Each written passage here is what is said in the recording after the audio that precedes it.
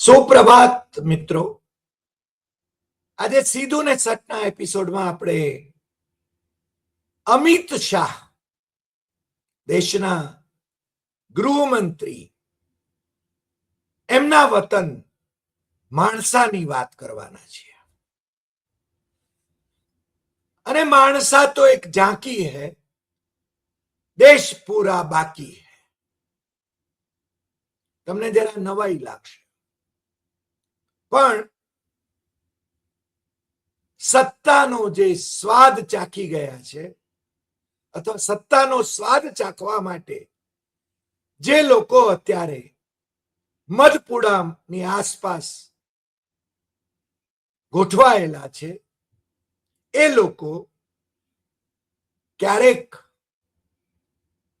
સંઘ, જનસંઘ, એના વિચારો જે હતા, એની વિચારધારા જે હતી, એને કોરાણે મૂકીને સત્તાની લાલચમાં કુછ ભી કરેગા એને માટે મંડરાયા કરે છે. વાત અમિત શાહના વિસ્તારની, એમના વતનની એટલા માટે જરૂરી છે કે ત્યાં જનસંઘનો પાયો નાખનાર, ભારતીય જનતા પાર્ટી જેને પોતાનો પૂર્વ અવતાર કહે છે, એવા જનસંઘનો પાયો નાખનાર, આરએસએસની રાજકીય પાંખનો પાયો નાખનાર માધવ સદાશિવ ગોલવલકર ગુરુજી થકી જે રાજકીય પાંખ તૈયાર કરવામાં આવી અને એમણે પંડિત દીનદયાળ ઉપાધ્યાયને એ પાંખમાં ડેપ્યુટ કર્યા, એ જનસંઘની વાત છે. ક્યારેક ચણા મમરા ખાઈને જનસંઘનું કામ કરનારાઓ આજે ક્યાં છે? આજે એમના મના કેટલાકના સંતાનો બે પાંદડે છે, કારણ કે જનસંઘમાં પરિવારવાદ એ સ્વાભાવિક રીતે ફૂલ્યો ફાલ્યો છે. નરેન્દ્ર મોદી જ્યારે પરિવારવાદની વાત કરે ત્યારે એ નેહરુ ગાંધી ખાનદાનના જ પરિવારવાદની વાત કરે. ભારતીય જનતા પાર્ટીમાં જે પરિવારવાદ ફાટફાટ થઈ રહ્યો છે, એની એ વાત નહીં કરે. એને ટેકે તો એ સત્તા સુધી પહોંચ્યા છે. અને હવે જ્યારે સંસદ ગૃહથી પણ મોઢું સંતાડવું પડે એવા સંજોગો મોદી અને શાહને માટે સર્જાયા છે, ત્યારે માણસાનો એક ઘટનાક્રમ એ તમારી સમક્ષ મારે રજૂ કરવો છે, કારણ કે ત્યાંથી કંઈક નવી ક્રાંતિ થઈ રહી છે. કાં તો જૂની ક્રાંતિ પગરણ માંડી રહી છે. ક્યારેક બલરાજ મધોક જનસંઘના અધ્યક્ષ હતા, સંસ્થાપક હતા, સંઘના પ્રચારક હતા, જમ્મુ કાશ્મીરમાં જનસંઘની સ્થાપના કરાવનાર હતા. એમને પણ આ લોકોએ જનસંઘમાંથી કાઢી મૂક્યા. એટલે જે સીડી ઉપર એ ચડે છે, એ સીડીને તોડી નાખે છે. એ પરંપરા તો જનસંઘના આડવાણી હોય, વાજપેયી હોય, કે પછી ભારતીય જનતા પાર્ટીના નરેન્દ્ર મોદી હોય, એમણે જાળવી છે. પૂર્વસૂરીઓને માત્ર તકતીઓ પૂરતા સીમિત રાખીને એ લોકો સત્તાનો સ્વાદ કઈ રીતે મળે એને માટે ચિમનચોરની સાથે પણ ગઠબંધન કરવા માટે એ તૈયાર હોય છે. જેને ચિમનચોર કહેતા હતા, જે લોકશાહી ઢબે ચૂંટાયેલા મુખ્યમંત્રીને કાઢવા માટે આંદોલન કરતા હતા, જેને ભ્રષ્ટાચારી કહેતા હતા, એ જ ચિમનભાઈના ખભે ચડીને 1975 આ જનસંઘીઓએ સત્તાનો સ્વાદ મેળવ્યો હતો અને એના પછી 1990માં પણ આ ભારતીય જનતા પાર્ટી વાળાઓએ સત્તાનો સ્વાદ મેળવ્યો અને પછી એ ચિમનભાઈ એમની કોંગ્રેસ એને ગાળું ભાંડવા માટે આજ જનસંઘ વાળાઓ, આજ ભારતીય જનતા પાર્ટી વાળાઓ, આજ સંઘ વાળાઓ એ કૃત સંકલ્પ રહ્યા છે. એ જગ જાહેર છે. કેટલો ભરોસો કરી શકાય એમનો. હવે જનતા જાગી છે. જનતા જાગી છે એટલે કે જેનજી જાગી છે, અને જેનજી જાગી છે, યુવા પેઢી જાગી છે એટલે એના મા બાપને પણ એમની અસલિયતનો અંદાજ આવવા માંડ્યો છે. અન્યથા હિન્દુ મુસ્લિમ એના ખેલમાં એ વોટ લણતા હતા અને સત્તા ભોગવતા હતા. એવું નથી કે જનસંઘ વાળાઓએ પણ સત્તા ભોગવી નથી. જનસંઘ વાળાઓને પણ જ્યાં જ્યાં સત્તા મળે એ ભોગવી છે. પણ આજે જે માણસાની આપણે વાત કરવી છે એ માણસામાં ભારતીય જનસંઘ એ જાણે કે ફરીને જીવિત થાય છે એવું બતાવવામાં આવે છે. અને પાછી એ જ તસવીરો જે ભારતીય જનતા પાર્ટીની કોઈ પણ બેઠકમાં તમને પાર્શ્વભૂમિમાં દેખાય છે. ડોક્ટર શ્યામા પ્રસાદ મુખર્જી અને પંડિત દીનદયાળ ઉપાધ્યાય 50% કરતા પણ વધારે લોકો કોંગ્રેસમાંથી આયાત કરીને મોદીની ભારતીય જનતા પાર્ટી સત્તાનો ભોગવટો કરી રહી છે. ત્યારે એ લોકોને પૂછવામાં આવે કે આ તસવીરો કોની છે, તો કદાચ એમને ખબર નહીં હોય કે કોણ શ્યામા પ્રસાદ મુખર્જી અને કોણ પંડિત દીનદયાળ ઉપાધ્યાય. પરંતુ હમણાં જનસંઘ પરિવાર પેદા થયો અને એ ક્યાં પેદા થયો? માણસામાં પેદા થયો. એ ગણેશભાઈ ચૌધરી કરીને એક જૂના જનસંઘીએ એમને બધાને ભેગા કર્યા. એના માટે પત્રિકા છપાઈ અને એ પત્રિકા એવું કહે છે કે આઝાદી પછી ભારત દેશ અનેક સમસ્યાઓથી ઘેરાયેલો હતો. ત્યારે શ્યામા પ્રસાદ મુખર્જી રાષ્ટ્રની હંમેશા ચિંતા કરતા અને RSS ના વડા સરસંઘ ચાલક ગુરુજી ચિંતન કરતા. તેમણે સાથે મળી એક રાજકીય પક્ષની જરૂરિયાત સમજી 21/10/1951 ના રોજ, આમ તો લખવું જોઈએ, ભારતીય જનસંઘ દીપકના ચિહ્ન સાથે એની સ્થાપના કરી, જેમાં અધ્યક્ષ શ્યામા પ્રસાદ મુખર્જી અને પંડિત દીનદયાળ ઉપાધ્યાય, અટલ બિહારી વાજપેયી, નાનાજી દેશમુખ, કુશાભાઉ ઠાકરે જેવા અનેક નેતાઓ જોડાયા. કાશ્મીરથી કન્યાકુમારી સુધી છેવાડાના માનવીને ન્યાય અપાવવા, અંત્યોદય યોજનાના અમલીકરણ માટે સત્યાગ્રહ, રેલીઓ દ્વારા સંઘર્ષ કર્યાનો ઇતિહાસ લખાયો છે. તેને યાદ કરી, અનુભવો દોહરાવી, રાષ્ટ્રપ્રેમને વ્યક્ત કરવા માટે, જનસંઘના કાર્યકરોને સન્માનિત કરવા માટે સ્નેહ મિલન સમારંભ રાખેલ છે. તો પધારવા આપને ભાવભીનું આમંત્રણ છે.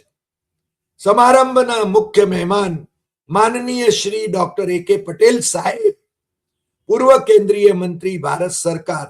અતિથિ વિશેષ માનનીય શ્રી વનરાજસિંહજી, સ્ટેટ ઓફ માણસા, પ્રથમ પ્રમુખ શ્રી, ભારતીય જનસંઘ મહેસાણા. અને તારીખ હતી 5/8/2026 બુધવાર, સવારે 9 કલાકે. સ્થળ પવિત્ર યાત્રાધામ આસુદેવ મહાદેવ મંદિર, જામડા, તાલુકો માણસા, જિલ્લો ગાંધીનગર. ભારત માતા કી જય, વંદે માતરમ. નિમંત્રક જનસંઘ પરિવાર માણસા. સમારંભને અંતે સ્વરૂચિ ભોજન માટે સાથે લઈશું. હવે આ કાર્યક્રમ કરવાની કેમ જરૂર પડી એ સમજવું ખૂબ જરૂરી છે. અને એને માટે પાછા અમિત શાહના વતનમાં આવો કેમ કાર્યક્રમ યોજવામાં આવ્યો. જે લોકોને અત્યારની ભારતીય જનતા પાર્ટીના લોકો એ ફેંકી દીધા છે, જૂના જોગીઓને એમણે ફગાવી દીધા છે, એવા જનસંઘના લોકો એમનામાં જે પ્રકારની ભાવના છે, જે વ્યથા છે, એને પ્રગટ કરવા માટે ભારતીય જનતા પાર્ટીની શિસ્તમાં રહીને પક્ષ વિરોધી કોઈ પ્રવૃત્તિ નહીં કરીને આ બધા ભેગા થાય છે. એટલે ભારતીય જનતા પાર્ટી વાળા અત્યારના જે નેતાઓ છે એ જો એમને ભાવ આપે તો એમને જરાય વાંધો નથી, પણ એમને અવગણે છે એટલે એ પોતાની જાતને એસર્ટ કરવાની કોશિશ કરે છે. એમાંના કેટલાકે તો હોદ્દાઓ ભોગવ્યા છે, સરકારી હોદ્દાઓ પણ ભોગવ્યા છે, પક્ષમાં હોદ્દાઓ ભોગવ્યા છે. એવા લોકો અહીંયા ભેગા થાય છે અને એનો વિડીયો પણ, એટલે એની એક પહેલા તો તસવીર, મંચની તસવીર હું તમને બતાવી દઉં કે આ જે છે એ તસવીર છે જેમાં માણસાના રાજવી પરિવારના વનરાજસિંહજી, જે અત્યારના આમ તો રાજવી ઘરાનાના કહી શકાય, એના મુખિયા કહી શકાય. હવે રજવાડાઓ તો રહ્યા નથી, પરંતુ વનરાજસિંહજી એ સ્ટેટ ઓફ માણસા એ રીતે ગણાય, એટલે એ પોતે ઉપસ્થિત છે. અને એમની બાજુમાં ડોક્ટર એ.કે. પટેલ, જે વિજાપુરના 2 વખત ધારાસભ્ય રહ્યા. હું માનું છું કે મહેસાણાના 5 વખત સંસદ સભ્ય રહ્યા, લોકસભાના સભ્ય રહ્યા, 4 અથવા 5 વખત, હું ભૂલતો ન હોઉં તો. અને એવા સમયે પણ એ જીત્યા જ્યારે પ્રાઇમ મિનિસ્ટર ઇન્દિરા ગાંધીની શહીદી થઈ અને પછી ચૂંટણી યોજાઈ, ત્યારે દેશમાં માત્ર ભારતીય જનતા પાર્ટીને માત્ર 2 જ બેઠકો મળી હતી. એમાંથી 1 બેઠક એ મહેસાણાની હતી અને ડોક્ટર એ.કે. પટેલ જીત્યા હતા. બીજી બેઠક આંધ્રપ્રદેશ, એ વખતનું આંધ્રપ્રદેશ, અત્યારનું કેવું હોય તો તેલંગણ, એમાંથી નરેન્દ્ર જીત્યા હતા. નરેન્દ્ર એટલે આપણા આ નરેન્દ્ર નહીં હો ભાઈ, આપણા આ નરેન્દ્ર તો ઓમની પ્રેઝન્ટ છે. અને એવો ઇતિહાસ લખાવે છે કે ગુજરાતમાં જનસંઘનો પાયો નાખવાનું કામ એ 3 માણસોએ કર્યું. કેશુભાઈ પટેલ, શંકરસિંહ વાઘેલા, 4 માણસોએ કર્યું. કેશુભાઈ પટેલ, શંકરસિંહ વાઘેલા, કાશીરામ રાણા અને નરેન્દ્ર મોદી. હવે નરેન્દ્ર મોદી કેટલા સ્વાવલંબી છે, એમના પહેલા જે લોકોએ ગજેન્દ્ર ગડકર ને એ બધાએ જેમણે કામ કર્યું એની નોંધ મીડિયામાં ન લેવાય, એની ખાસ, અથવા તો એનું બ્રીફિંગ એ રીતે કરાય કે નરેન્દ્ર મોદી તો હતા, એમની છબી પણ પેલા બેઠેલા હોય, અને કેશુભાઈ અને એ બધા, કેશુભાઈ, શંકરસિંહ વાઘેલા અને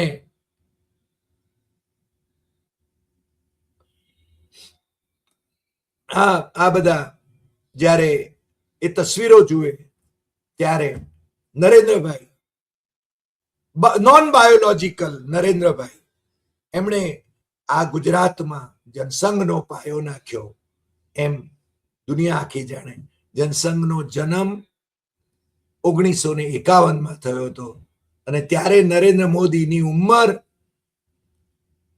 એ 1 વર્ષની હશે લગભગ. ત્યારે એમણે જનસંઘની સ્થાપના કરી હશે, જનસંઘનો પાયો નાખ્યો હશે. શું લોકોને મૂર્ખ બનાવવાના ધંધા ચાલે છે. એટલે જ હું કહું છું કે હું પણ જે કહી રહ્યો છું એ પણ જો ભૂલ કરતો હું તો તમારે મારા કાન પકડવા જોઈએ, સાચી વાત લખવી જોઈએ. માત્ર છે ને હિટ એન્ડ રન જેવા સ્ટેટમેન્ટ નહીં કરવા જોઈએ. અંધભક્તો એવા કરે, પણ આપણા દર્શકોએ તો હું પણ જે કહી રહ્યો છું એક ચેક અને ક્રોસ ચેક કરવું જોઈએ અને એ વાતને સમજવાની કોશિશ કરવી જોઈએ. જે પર્સપેક્ટિવમાં હું વાત કરી રહ્યો છું આ કાર્યક્રમ જે થયો એ કાર્યક્રમ એ મને લાગે છે ત્યાં સુધી આવતા દિવસોનો અણસાર આપે છે અને એ આવતા દિવસોમાં શું થશે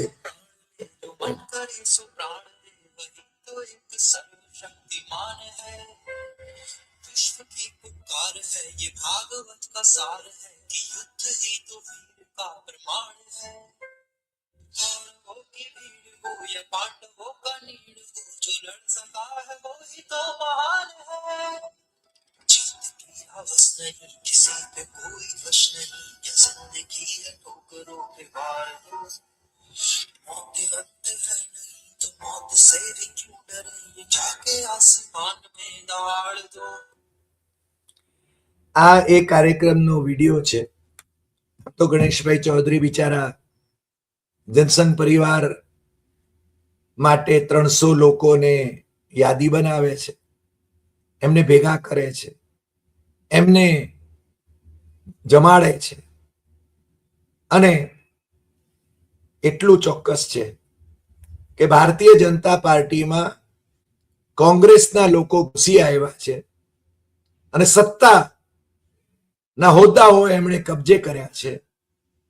ત્યારે અને જ્યારે ઇવન ગણેશભાઈના ચૌધરી સમાજનો એકડો નીકળી ગયો છે રાજકારણમાંથી, કમસે કમ ગુજરાતના રાજકારણમાંથી. ગુજરાતમાં એક મિનિસ્ટર હંમેશા સમાજનો રહ્યો છે. પરબતભાઈ પટેલ અને શંકર ચૌધરી પહેલા પણ આ પરંપરા જળવાયેલી રહી છે. કેટલાક ચેરમેનો રહ્યા છે, પરંતુ હવે માત્ર હેડમાસ્ટર શંકર ચૌધરી એમને વિધાનસભામાં અધ્યક્ષ તરીકે બેસાડ્યા છે, હેડમાસ્ટર તરીકે બેસાડ્યા છે. એ મિનિસ્ટર નથી, પરંતુ ડેરીના ચેરમેન તરીકે ચાલુ રહ્યા છે. આમ તો ઓફિસ ઓફ પ્રોફિટ ના સંદર્ભમાં ડિસ્કોલિફાય થઈ જાય, પરંતુ ભારતીય જનતા પાર્ટી વાળાઓ એ કાયદાની એસી કી તેસી કરીને સરકારને પોતાની રીતે ચલાવે છે. પ્રજાએ આ સમજવાની જરૂર છે કે બંધારણ અને નીતિ નિયમો જે છે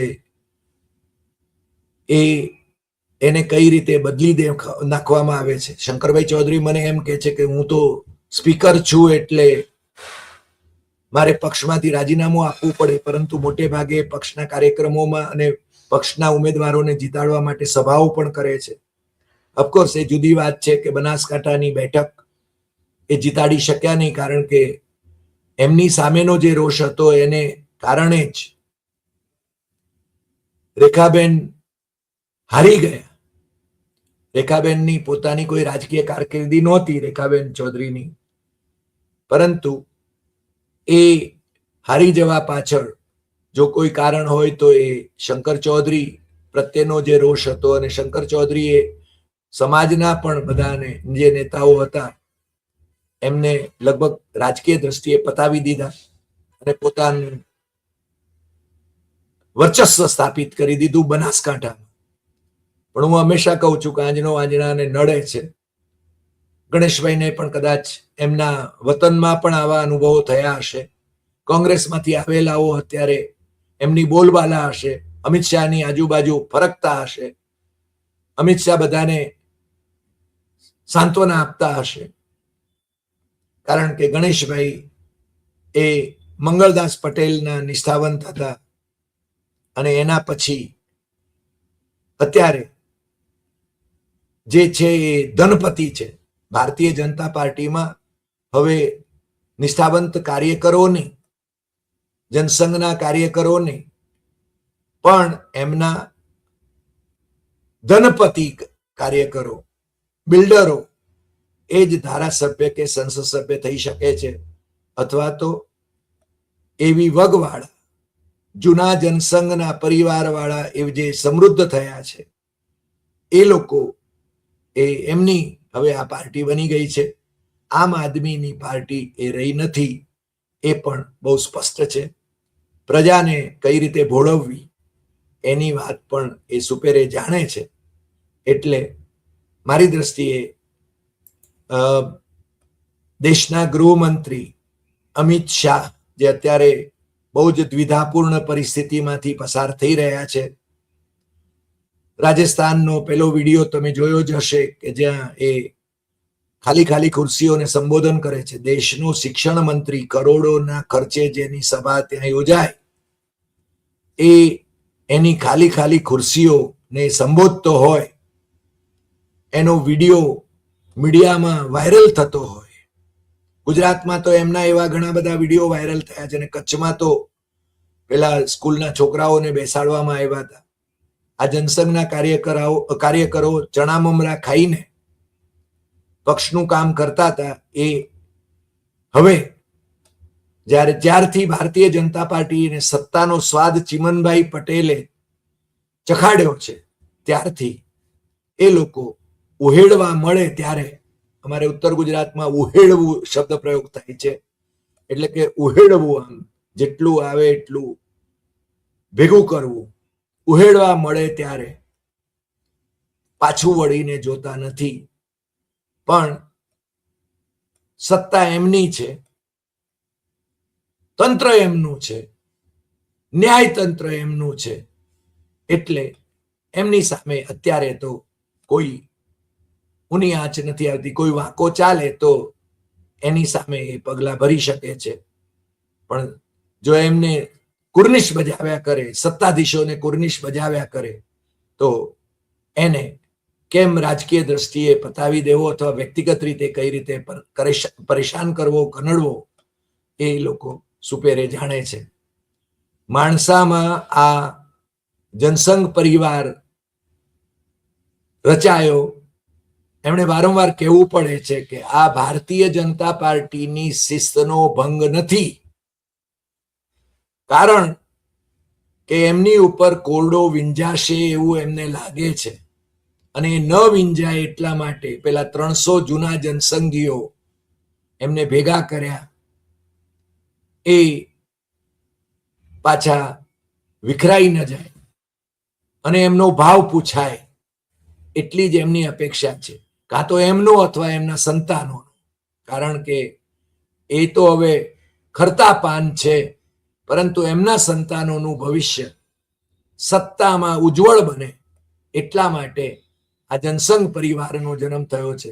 અને આમે સંઘ પરિવારના સંગઠનો 500 જેટલા સંગઠનો છે, એમાં એક ઉમેરણ માણસામાંથી થયું છે, એટલું કહેવું પડે. આજે આટલી વાત.